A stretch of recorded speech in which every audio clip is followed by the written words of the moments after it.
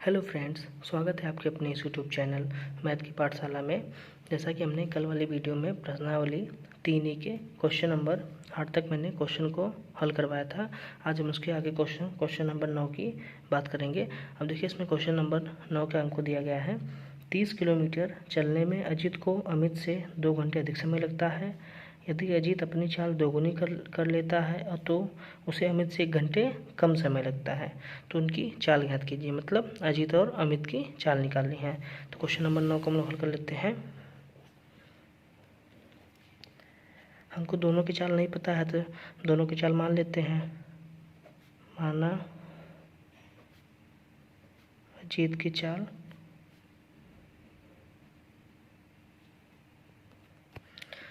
और अमित की चाल क्या हो जाएगी, यहाँ y किलोमीटर प्रति घंटा।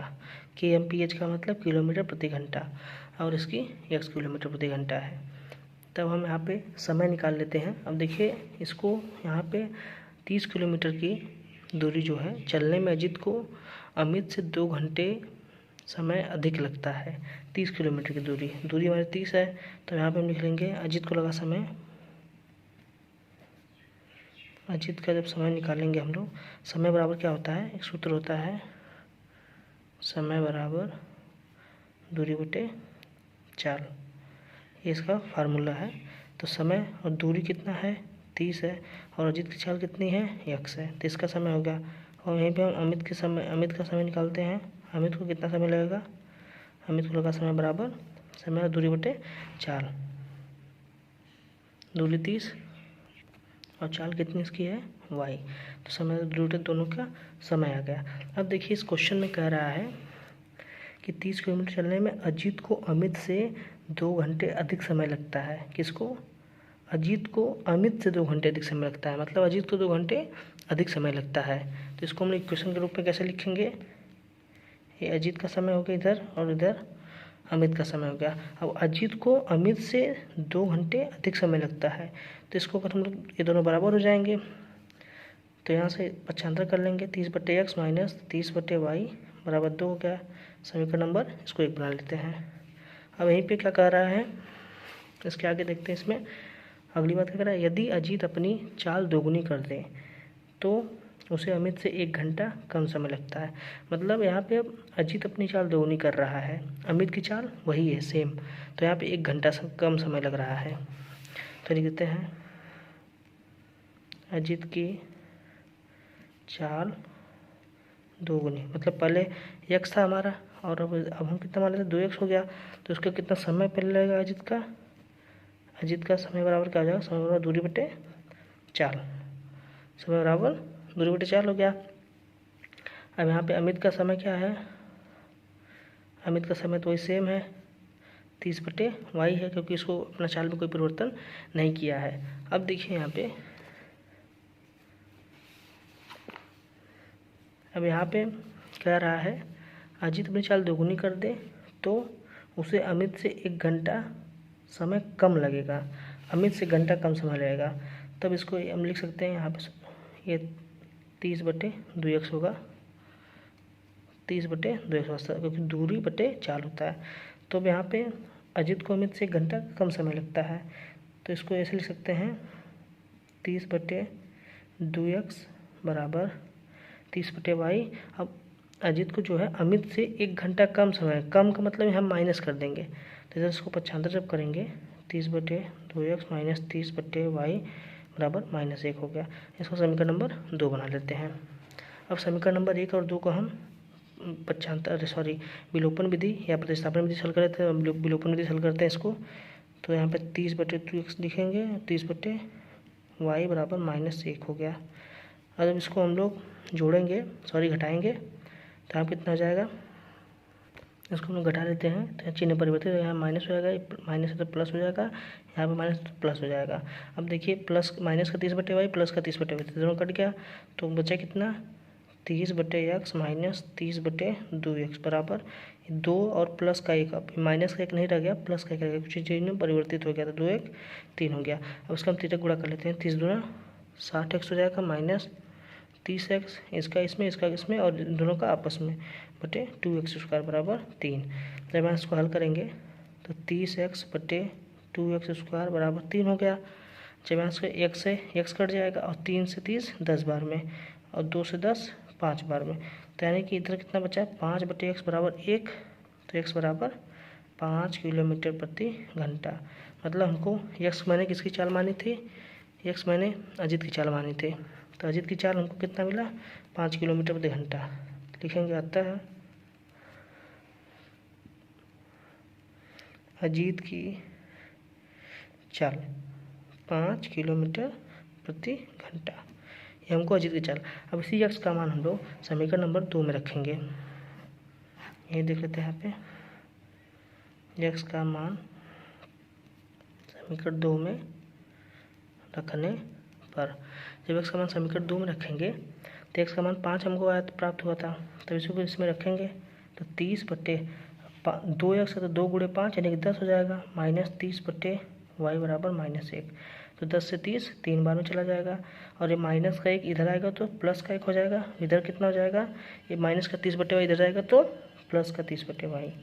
अब इसको हम देखते हैं तो 3 1 4 हो गया बराबर 30 बटे y, उसको तीसरे गुणे हल करेंगे तो y बराबर 30 बटे 4 हो गया। और जब इसको भाग देंगे तो 4 से 28, 2 बचा 4 बच्चे 20, मतलब 7.5। तो y मैंने किसकी चाल मानी थी, अमित की चाल किलोमीटर प्रति घंटा, ये हमारा अजीत की चाल आ गया और हमारा अमित की चाल आ गई। अब इसी में अगला क्वेश्चन देखते हैं। क्वेश्चन नंबर 10 है, दिया गया ऋतु धारा के अनुकूल 2 घंटे में 20 किलोमीटर तैर सकती है और धारा के प्रतिकूल 2 घंटे में 4 किलोमीटर तैर सकती है, तो उसकी स्थिर जल में तैरने की चाल और धारा की चाल हमको निकालना है। अब देखिए यहाँ पे 2 वर्ड यूज हुआ है, धारा के अनुकूल और धारा के प्रतिकूल। इसका मतलब क्या है, आइए देखिए समझ लेते हैं। जैसे धारा के अनुकूल का मतलब है कि अगर धारा इस दिशा में बह रही है तो आप भी इसी दिशा में तैर रहे हैं, तो धारा के अनुकूल दिशा में आप तैर रहे हैं। अगर धारा इस दिशा में बह रही है और आप इस दिशा में तैर रहे हैं तो होगी धारा के प्रतिकूल दिशा। इस दोनों का मतलब यही है। अब देखिए यहाँ पे जब धारा के अनुकूल आप जाएंगे, क्योंकि धारा की भी दिशा यही है और आपकी भी दिशा है, तो धारा की कुछ ना कुछ स्पीड होगी, आपकी जो स्पीड है, तो यानी कि स्पीड मतलब आपकी ज़्यादा होगी इस टाइम, और इस टाइम में आपको स्पीड यहाँ पे कम मिलेगी धारा के प्रतिकूल दिशा में। अतः यहाँ पे समय भी अधिक लगेगा और यहाँ पे समय भी कम लगेगा जैसे। लेकिन सवाल समय दोनों 2-2 घंटे दिया है, तो उसको हम लोग लिख लेते हैं। और जैसा कि आप लोग यहाँ देख भी सकते हैं, यहाँ पे 2 घंटे में 20 किलोमीटर जा रहा है, और यहीं पे अगर धारा के प्रतिकूल की बात करें तो 2 घंटे में सिर्फ 4 ही किलोमीटर जा रहा है, क्योंकि धारा इस दिशा में अगर बह रही है तो आप इस दिशा में तैर रहे हैं, तो दोनों का ही अंतर है। आइए क्वेश्चन 10 को हल कर लेते हैं। क्वेश्चन नंबर 10 है, हम देखिए आप हमको चाल नहीं पता तो हम मान लेते हैं, माना ऋतु की चाल, मतलब ऋतु के तैरने की चाल को x मान लेते हैं और हम धारा की चाल मान लेते हैं, धारा की चाल को कितना मान लेते हैं, y मान लेते हैं। अब देखिए यहाँ पे निकालते हैं, पहले निकालते धारा के अनुकूल जाने में लगा समय, धारा के अनुकूल जाने में। अब धारा के अनुकूल जाने में हम क्या निकालेंगे, यहाँ से स्पीड मतलब दोनों की गति निकालते हैं, तो स्पीड क्या हो जाएगा। अब देखिए धारा के अनुकूल जा रहा है, धारा भी इधर मतलब बह रही है और आप भी इसी के मतलब तैर रहे हैं, तो अनुकूल, तो ये अगर x है y तो दोनों जुड़ जाएंगे, तो ये हमारा गति हो गया, स्पीड हो गया। अब चाल बराबर क्या हो जाएगा, दूरी बटा समय। अब धारा के अनुकूल जाने में 20 किलोमीटर 2 घंटे में, तो दूरी कितनी है 20 किलोमीटर और 2 घंटे में, यानी कि 10 हो गया। तो हमको पहला इक्वेशन क्या प्राप्त हुआ, x + y बराबर 10, समीकरण नंबर 1 हो गया। अब ऐसे हम दूसरी इक्वेशन निकालेंगे। अब धारा के प्रतिकूल एक बार जाएंगे, अब धारा के प्रतिकूल जाने में, धारा के प्रतिकूल, अब इसका चाल क्या हो जाएगा। अब देखिए यहाँ पे आप इस दिशा में तैर रहे हैं x की चाल से, धारा इस दिशा में बह रही है, तो ये दोनों विपरीत दिशा है, तो यहाँ से घट जाएगा, तो क्या हो जाएगा x - y बराबर, अब यहाँ से निकालेंगे जब, तो इसको कितना समय लगता है, धारा के विपरीत दिशा में जाने में 2 घंटे में 4 किलोमीटर की दूरी, यानी कि दूरी कितना है 4 और समय कितना है 2। यही बस चाल बराबर दूरी बटे समय यानी कि 2। तो यहाँ से x माइनस वाई बराबर 2 हो गया, समीकरण नंबर 2 हो गया। अब इसको हम लोग हल कर लेते हैं। समीकरण 1 और 2 को हल करने पर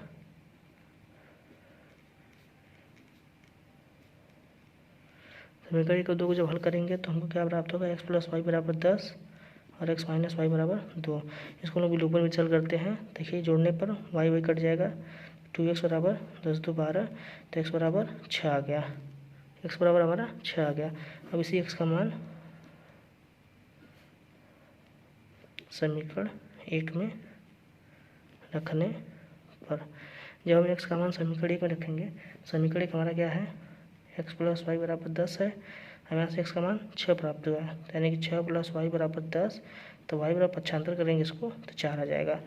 तो मतलब हम यहाँ से हमको क्या मिला, ऋतु की चाल जो है, यहाँ से ऋतु की चाल मैंने x माना था तो हमारा 6 किलोमीटर प्रति घंटा आ गया, और इसकी चाल धारा की चाल मैंने y माना था, y कितना है 4 किलोमीटर प्रति घंटा आ गया। तो हमारा उत्तर हो गया, मतलब धारा की चाल 4 किलोमीटर प्रति घंटा हो गया, और ऋतु की चाल जो तैरने की चाल है वो 6 किलोमीटर प्रति घंटा। इसी में अगला क्वेश्चन देखते हैं, क्वेश्चन नंबर 11। एक भिन्न 1/3 हो जाती है, कब हो जाती है, जब उसके अंश में 1 घटाया जाता है, और वह 1/4 हो जाती है जब उसके हर में 8 जोड़ दिया जाता है, तो वो भिन्न घात करें। जैसा कि इस तरह क्वेश्चन मैंने कल भी हल करवाया था। देखिए एनसीईआरटी क्वेश्चन है, 2019 और 21 बोर्ड एग्जाम में आया हुआ है।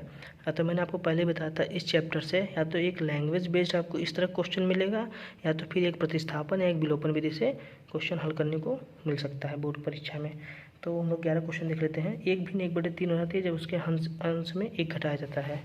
उसको लिख लेते हैं यहाँ पे, क्वेश्चन नंबर 11 मान लेते हैं, माना भिन्न का अंश बराबर x मान लेते हैं और हर बराबर y मान लेते हैं। तो हमारा भिन्न क्या हो जाएगा, यहीं पे इसी में लिखेंगे भिन्न x बटे वाई, अंश बटे यह हर हमारा भिन्न हो गया। अब भिन्न बोल रहा है, भिन्न नहीं बोल रही है यहाँ पे, मतलब भिन्न का मान 1/3 हो जाता है जब उसके अंश से 1 घटाया जाता है।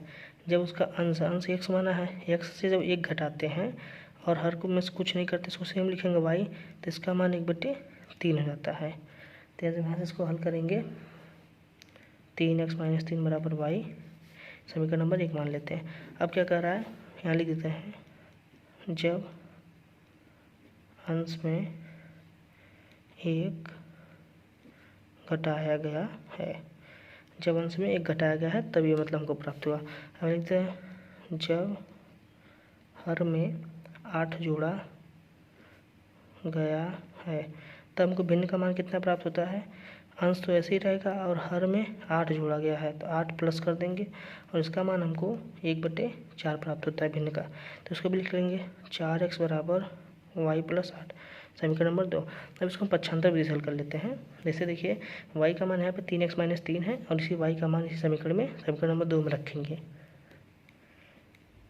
y का मान समीकरण 2 में रखने पर, मैंने आपको इस वाले वीडियो में, मतलब इस तरह क्वेश्चन में मैंने आपको विलोपन और पक्षांतर विधि दोनों का रिवीजन करवा दे रहा हूँ। इसको पक्षांतर विधि से हल करेंगे तो 4x बराबर y प्लस 8, समीकरण नंबर 2 हो गया। और इसमें y की जगह 3x माइनस 3 रखेंगे। 4x बराबर y की जगह क्या रखना है, 3x माइनस 3 प्लस 8। और जो यहाँ से हल करेंगे, इसको इधर x को दिलाएंगे तो पक्षांतर कर लेंगे, तो 4x माइनस 3x, ये माइनस का 3 है, प्लस का 8 है, चिन्ह प्लस का आएगा, 8 में से 3 घट जाएगा 5, तो x बराबर हमारा 5 आएगा भिन्न, हर अंश का मान। अब जब इसी x का मान समीकरण 1 में रखेंगे,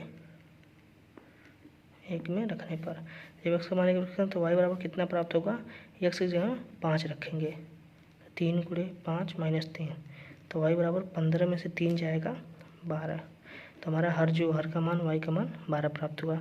तब भिन्न हमारा क्या हो जाएगा, भिन्न को क्या माना था, x बटे वाई माना था, जैसे भिन्न को भिन्न अंश बटे आर के रूप में लिखा जाता है, तो 5 अंश हो गया, 12 हर हो गया, तो हमारा भिन्न हो गया। उसी में अगला क्वेश्चन देखते हैं। क्वेश्चन नंबर 12 दिया गया है, पिता और पुत्र की वर्तमान आयु का अनुपात 5:2 है। 10 वर्ष बाद उनकी आयु का अनुपात 2:1 हो जाएगा। तो दोनों की वर्तमान आयु ज्ञात कीजिए। इसमें देखिए पिता और पुत्र की आयु का अनुपात दिया है, 10 वर्ष बाद आयु का अनुपात दिया है, तो हमको वर्तमान आयु ज्ञात करनी है दोनों की। तो इसको हल कर लेते हैं क्वेश्चन को। क्वेश्चन नंबर 12 है, मान लेते हैं माना पिता की आयु। अब देखिए यहाँ पे इस क्वेश्चन में पिता और पुत्र की आयु का अनुपात 5:2 है, तो इसको हम पिता की आयु 5x मान लेते हैं और पुत्र की आयु 2x मान लेते हैं। पिता की आयु 5x और पुत्र की आयु हम लोग 2x मान लेते हैं। अगर इसका हम लोग अनुपात लेंगे 5x और 2x का, तो x कट जाएगा, तो अनुपात 5:2 आ जाता है अनुपात हमारा, जो कि हमको क्वेश्चन में ये दिया गया है। तो इसको मैंने मान लिया। अब मान लेते 10 वर्ष बाद, क्वेश्चन में कहा है 10 वर्ष बाद। अब 10 वर्ष बाद क्या है, उनकी आयु का अनुपात 2:1 होगा। तो 10 वर्ष बाद पहले पिता की आयु होगी कितनी, 10 वर्ष बाद पिता की आयु, अभी देखिए वर्तमान आयु है, इसमें 10 जोड़ देंगे तो 10 वर्ष बाद की आयु हो गई। अब पुत्र की आयु कितनी हो जाएगी 10 वर्ष बाद, पुत्र की आयु 2x है, इसमें 10 जोड़ें, क्योंकि 10 वर्ष बाद बोला है तो ऐड करेंगे, पहले बोलता तो माइनस करते। तब उनकी आयु का अनुपात कितना हो जा रहा है, देखिए इसे यहाँ बोला है 10 वर्ष बाद उनकी आयु का अनुपात 2:1 हो जाता है। तो वर्तमान आयु ज्ञात करें। अब उनकी आयु का अनुपात 2:1, ये आयु हो गया। अब इसका अनुपात मतलब इसको बटे के रूप में लिखना है, 5x + 10 बटे 2x + 10 बराबर 2:1 का मान, जिसे लिखा है 2:1, इसको हम 2/1 लिख सकते हैं, अंश बटा हर के रूप में। अब यहाँ से इसको हल कर लेते हैं, 13 गुणा करेंगे 5x + 10 इसका इसमें और 2 का इसमें, तो 2 दूना 4x हो जाएगा, प्लस 2 दूना 20 हो गया।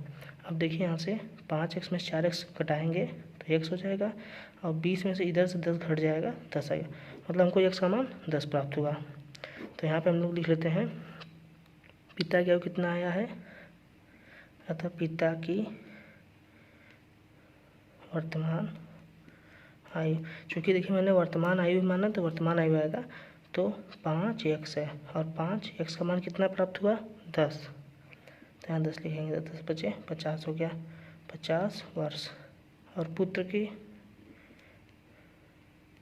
आयु का मैंने 2x माना है, 2 × x का मान 10 यानी कि 20 वर्ष, मतलब पिता की आयु 50 और पुत्र की आयु 20। अब यहाँ देखिए आप 50 और 20 को आप अगर अनुपात लेंगे, यहाँ पे अगर देख लेते हैं 50 और 20 का अनुपात लेंगे तो हमको 5:2 प्राप्त होता है वर्तमान आयु का। तो यानी कि हमारा सवाल सही है। तो मैंने ऐसे बता दिया, अलग करना नहीं आपको, सब सवाल को यहीं तक करना है। तब पिता की आयु 50 वर्ष होगी और पुत्र की आयु 20 वर्ष। अब इसी में अगला क्वेश्चन देखते हैं, क्वेश्चन नंबर 13, 5 वर्ष बाद जैकब की आयु उसके पुत्र की आयु से 3 गुनी हो जाएगी। कब हो जाएगी, 5 वर्ष बाद बोला है। फिर 5 वर्ष पूर्व जैकब की आयु उसके पुत्र की आयु की 7 गुनी थी, उनकी वर्तमान आयु निकालना है। इस क्वेश्चन को हल कर लेते हैं। क्वेश्चन नंबर 13 दिया है, देखिए 5 वर्ष बाद जैकब की आयु उसके पुत्र की आयु से 3 गुनी होती है। पहले वर्तमान आयु मान लेते हैं, माना जैकब की वर्तमान आयु को मैंने x मान लिया, और उसके पुत्र की वर्तमान आयु हम y मान लेते हैं। अब देखिए 5 वर्ष बाद बोला तो लिख लेते हैं यहाँ पे 5 वर्ष बाद। अब 5 वर्ष बाद क्या बोला है, जैकब की आयु पुत्र की आयु की 3 गुनी हो जाएगी। पहले 5 वर्ष बाद दोनों की आयु लिख लेते हैं,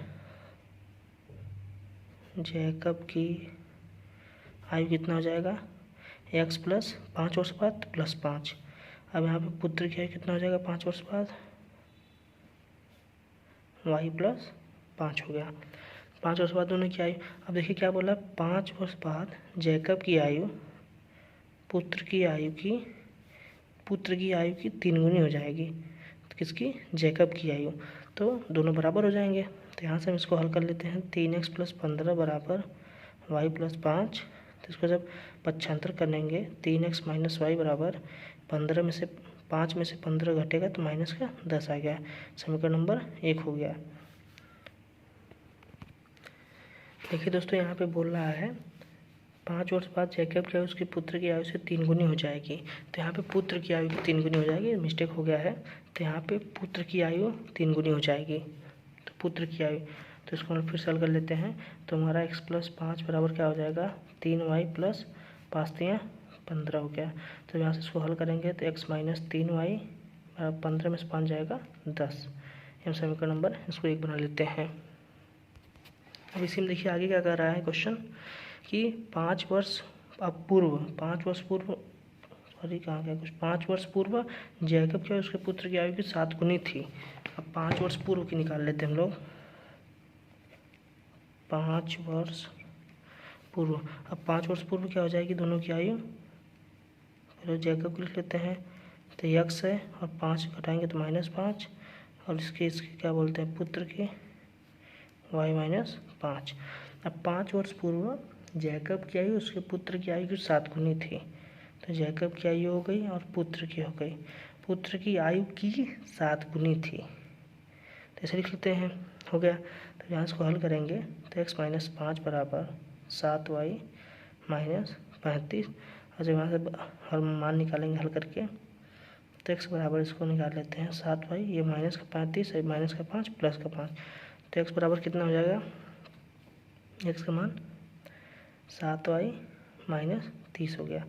अब इसी x का मान हम लोग समीकरण 2 बना लेते हैं। x का मान समीकरण 1 में रखेंगे, लेते हैं x का मान समीकरण 1 में रखने पर, अब x का मान समीकरण 1 में रखेंगे तो समीकरण 1 हमारा यही है। तो x की जगह क्या हो जाएगा 7y माइनस 30, इसके जगह 7y माइनस 30 माइनस 3y बराबर 10 हो गया। अब जब 7 में से 3y घटेगा 4y ये बराबर 40 हो गया। इधर 30 माइनस के इधर के 10 प्लस में जुड़ जाएगा 40 हो जाएगा। तो y का मान निकालेंगे तो 10 आएगा, इससे भाग दे देंगे, एक y का मान 10 आ गया। अब y का मान समीकरण हम लोग 2 में रखेंगे, y का मान समीकरण 2 में, y का मान समीकरण 2 में रखेंगे तो x का मान कितना प्राप्त हो जाएगा 7 गुणे y का मान 10 है, 7y माइनस 30 है ना, यानी कि x बराबर 70 में से 30 गया 40। तो मैंने x की आयु किसकी मानी थी, वर्तमान आयु, मैंने x की वर्तमान आयु जैकब की मानी थी। तो x की वर्तमान आयु हमारा कितना आ जाएगा 40 वर्ष, और इसकी जब वर्तमान आयु जो मैंने मानी थी y का मान 10 वर्ष पुत्र की, मतलब पिता 40 वर्ष और पुत्र 10 वर्ष। अब इसी में अगला क्वेश्चन देखते हैं, क्वेश्चन नंबर 14 विस्तृत उत्तरीय प्रश्न का। वर्तमान से 10 वर्ष पूर्व पिता की आयु पुत्र की आयु की 4 गुनी थी, ये 10 वर्ष पहले की बात है। अब से 10 वर्ष बाद उसकी आयु पुत्र की आयु की 2 गुनी रह जाएगी।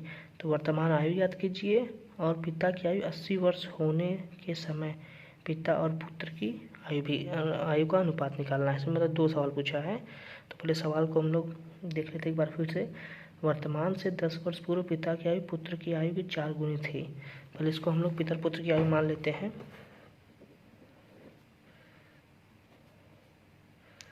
माना पिता की आयु कितनी हो गई, x मान लेते हैं, पुत्र की आयु y। अब बोला 10 वर्ष पहले पूर्व, यानी कि 10 वर्ष पूर्व। अब पिता की आयु कितना हो जाएगा और पुत्र की आयु दोनों की, पिता की आयु कितना 10 वर्ष पूर्व तो x माइनस 10 हो जाएगा, क्योंकि 10 वर्ष पहले की बात किया है। पुत्र का y है तो y माइनस 10। अब दोनों क्या कर रहा है इसमें, 10 वर्ष पूर्व पिता की आयु पुत्र की आयु की 4 गुनी थी, मतलब पिता की आयु हो गया और ये पुत्र की आयु हो गया। अब किसकी आयु, पिता की जो आयु है पुत्र की आयु की 4 गुनी थी, तो 4 से इधर पूरा करेंगे पुत्र में, तो उसको हल करेंगे तो x माइनस 10 बराबर 4y माइनस 40। तो यहाँ से x का मान निकाल लेते हैं 4y, ये माइनस का 10 इधर जाएगा माइनस 10 प्लस 10 हो जाएगा। तो x का जब मान यहाँ से हल करेंगे तो हमको माइनस 40 प्लस 10, तो यानी कि 4y माइनस 30 समीकरण नंबर 1 हो गया। अब यहाँ देखते हैं आगे इसी में। अब देखिए इसी में आगे क्या कर रहा है, अब से 10 वर्ष बाद पिता की आयु पुत्र की आयु की दोगुनी रह जाएगी। 10 वर्ष पहले बोला, अब 10 वर्ष बाद का लिख लेते हैं यहाँ पे। 10 वर्ष बाद पिता की आयु और पुत्र की आयु, तो कितना हो जाएगा? पिता पुत्र की एक्स वाई है, तो एक्स वाई अगर 10 वर्ष बाद प्लस 10 इसमें भी और इसमें भी, तो एक्स प्लस 10 ये हो गया और वाई प्लस 10 ये हो गया। 10 वर्ष बाद पिता की आयु पुत्र की आयु की दोगुनी हो जाएगी। ये पिता की आयु है, पुत्र की आयु की दोगुनी हो जाएगी, तो इसको हल कर लेते हैं। एक्स प्लस 10 बराबर 2y प्लस 10। तो यहाँ से जब हम लोग एक्स माइनस 2y इधर का पक्षांतर हो जाएगा और ये 10 का 2 में होगा तो 20 हो जाएगा। यहाँ पे 10 में से 20 में 10 गया, 10 बचा। समीकरण 2 मान लेते हैं। अब इसे समीकरण 2 में प्रतिस्थापन विधि द्वारा हम लोग हल करेंगे, एक्स का मान रखेंगे। समीकरण 2 में एक्स बराबर 4y माइनस 30 रखने पर, तो समीकरण 2 में 4y माइनस 30 रखेंगे यहाँ पे, देख सकते हैं। तो 4y माइनस 30 हो गया और माइनस का 2y बराबर 10 हो गया। अब 4 में से 2y बचेगा, 2y इधर 10 है और माइनस का 30 इधर आएगा तो प्लस का 30 हो जाएगा। तो 2y बराबर 40, तो y से हल करेंगे तो y बराबर 20 वर्ष आ गया। तो y मैंने किसकी माना था? पुत्र की। तो लिख देते हैं पुत्र की। अभी y का मान जो 20 प्राप्त हुआ है समीकरण 1 में रखेंगे जब, तो यहाँ लिख देते हैं y का मान समीकरण 1 में रखने पर, तब 1 में रखेंगे y बराबर 20, तो x और क्या हो जाएगा? 4 गुणे 20 हो गया और माइनस का 30, 20 चौक 80 में से 30 यानी कि 50, यानी कि x का मान। तो हमारे पिता की आयु कितनी हो गई? तो पिता की आयु जो है 150 वर्ष, ये पिता की आयु हो गई। ये हमारी पिता की आयु हो गई, ठीक है। अब पुत्र की आयु हमको यह 20 प्राप्त हुआ था। अब देखिए इसमें अगला क्वेश्चन क्या कर रहा है। अगला क्वेश्चन इसमें बोल रहा है पिता की आयु 80 वर्ष होने के समय पिता और पुत्र की आयु का अनुपात। तो पिता की आयु 80 वर्ष होने का इसका क्या मतलब है? अभी वर्तमान आयु 50 है, 80 कब होगा? जब इसमें हम 30 जोड़ेंगे। जब 30 जोड़ेंगे तो 80 वर्ष ये हमारा पिता की आयु होगा 80 वर्ष पिता की। अब जब 30 वर्ष इसमें जोड़े हैं तो इसका पुत्र भी 30 साल से बड़ा हो जाएगा, मतलब अपने एज से बड़ा होगा, तो y बराबर इसका 50 होगा, क्योंकि पिता में जब 30 वर्ष बढ़ेंगे पिताजी तो पुत्र भी 30 वर्ष बढ़ेगा, तो इसका 30 जोड़ेंगे तो 50 होगा। तो पिता बटे पुत्र बराबर कितना हो जाएगा? 80/50, यानी कि 80/50 है, 0 0 कट गया तो 8:5, मतलब 80 वर्ष होने के समय पिता और पुत्र की आयु का अनुपात 8:5 आया है। इसे अगला क्वेश्चन देखते हैं हम लोग। 5 वर्ष पूर्व नूरी की आयु सोनू की आयु की 3 गुनी थी और 10 वर्ष पश्चात नूरी की आयु सोनू की आयु की 2 गुनी हो जाएगी। तो इस दोनों की मतलब वायु निकालनी है। एकदम सेम क्वेश्चन नंबर 10 की तरह है और क्वेश्चन नंबर 13 भी ऐसे में, तीनों मतलब क्वेश्चन इस दोनों क्वेश्चन के समान है। ये क्वेश्चन आप लोग अपने से करिएगा। क्वेश्चन नंबर 15 NCERT क्वेश्चन है, आप लोग इसको प्लीज़ जरूर करिएगा। तो इसमें अगला क्वेश्चन देखते हैं। 5 वर्ष पूर्व पिता की आयु पुत्र की आयु की 4 गुनी थी और 15 वर्ष बाद पिता की आयु पुत्र की आयु की 2 गुनी हो जाएगी। पिता पुत्र की वर्तमान आयु, ये दोनों क्वेश्चन आज आप लोग का 15 और 16 होमवर्क का सेम क्वेश्चन रहेगा। अगला क्वेश्चन देखते हैं 17। देखिए इसमें दिया 2 संपूरक कोणों में बड़ा कोण छोटे कोण से 18 डिग्री अधिक है, तो उन्हें ज्ञात कीजिए। अब देखिए अलग कॉन्सेप्ट है, इसको हम लोग समझ लेते हैं। 17 नंबर क्वेश्चन नंबर 17 है। इसको समझने से पहले हम लोग समझ लें संपूरक कोण होता क्या है। संपूरक कोण, संपूरक कोण का मतलब क्या है कि ऐसे दो कोण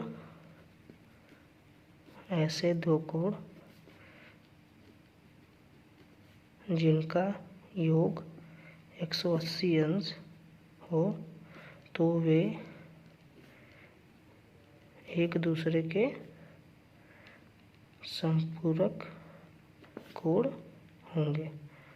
मतलब ऐसे कोई भी दो कोण जिनका योग 180 अंश हो। मान लेते हैं अगर एक कोण हम 70 अंश लेते हैं तो दूसरा कोण अपने आप कितना हो जाएगा 110 अंश, क्योंकि इन दोनों का योग करेंगे तो 180 आएगा। यदि कोण हम 60 अंश लेते हैं तो दूसरा कोण अपने आप कितना हो जाएगा 120 अंश, तो ये हमारा 180 सम आ गया। मतलब कोई भी ऐसा दो एंगल हमको लेना है जिनका सम 180 हो तो उसी को हम समपूरक कोण कहते हैं। अब देखिए क्वेश्चन नंबर देख लेते हैं। दो संपूरक कोणों में बड़ा कोण छोटे कोण से 18 डिग्री अधिक है तो उन्हें ज्ञात कीजिए। ये क्वेश्चन है हमारा, क्वेश्चन नंबर 17 है। तो सभी से मैंने जैसा कि आपको बताया संपूरक कोण क्या होते हैं, ऐसे दो कोण जिनका योग 180 अंश होता है। तो पहले मान लेते हैं, माना हमारा बड़ा कोण क्या हो गया x मान लेते हैं और छोटा कोण क्या हो जाएगा, इसको y मान लेते हैं। तो संपूरक कोण की पहले परिभाषा से दोनों का योग कितना हो जाएगा 180 डिग्री। ये मैंने अभी आपको डिफिनीशन में बताया कि ऐसे दो कोण जिनका मान 180 हो उसे संपूरक कोण कहते हैं। समीकरण नंबर 1 हो गया। और फिर इसमें पहली बात क्या कह रहा है, दो कोणों में कोण बड़ा कोण x हो गया, छोटे कोण y से 18 डिग्री अधिक है। जब इसे 18 डिग्री अधिक होगा तो दोनों बराबर हो जाएंगे। समीकरण 2 हो गया। अब इसी x का मान समीकरण 1 में रखने पर, जब x का मान समीकरण 1 में रखेंगे तो x के y प्लस 18 प्लस y बराबर 180। जब इसको करेंगे जोड़ेंगे तो 2y बराबर 180 में से 18 घट जाएगा तो 2y का मान हमको 162 मिला, तो y बराबर 81 डिग्री। अब इसी y का मान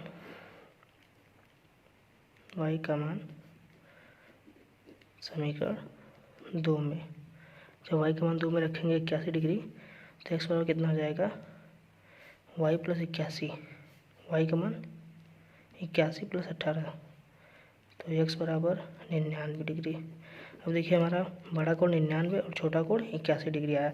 देखिए अगर इन दोनों का सम करते हैं 99 प्लस 81 9 10 17 18 हो जाएगा, यानी कि 180 आ गया। यानी कि हमारा सवाल सही है। तो संपूरक कोण मैंने आपको बताया कि ऐसे दो कोण जिनका मान जोड़ने पर 180 अंश प्राप्त हो वो दोनों कोण एक दूसरे के संपूरक कोण कहलाएंगे। ठीक है दोस्तों, इसके आगे 6-7 क्वेश्चन है, उस क्वेश्चन को हम लोग कल वाले वीडियो में करेंगे। ये मैंने 2 क्वेश्चन आप लोग को होमवर्क में दिया है, एकदम सेम क्वेश्चन नंबर 13 और 14 की तरह है। इसको आप लोग करिएगा, मुझे आशा है कि आप लोग अच्छे से करेंगे। ठीक है दोस्तों, अगर वीडियो पसंद आ रही हो आपको तो प्लीज़ लाइक कीजिए, शेयर करें और सब्सक्राइब करें। Thank you for watching.